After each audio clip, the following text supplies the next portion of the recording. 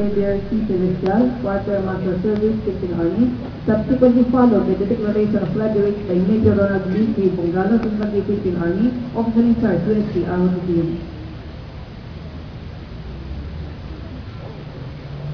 Sir, I have the honor to present to you 11 candidate officers of class Binenteng College 2012 and 1,068 basic cadets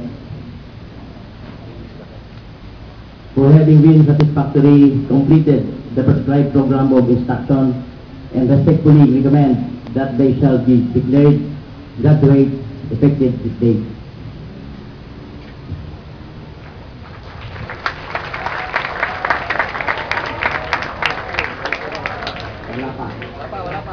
Hindi pa kayo na-declare mag-graduate. Okay, so as the officer in charge of the USPR Office Unit, I now declare you graduates effective this day.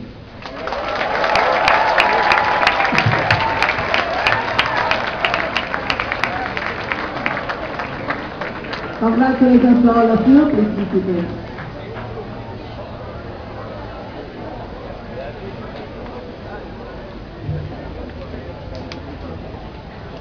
In a short while, we shall witness the presentation of awards.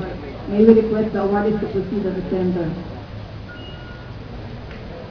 May we request our guest of honor speaker, Architect Celina Palapok, to help us in the distribution of awards, to be assisted by the NCR RCDG Group Commander, Colonel Jonathan J. Ponce, their Staff Force Philippine Army.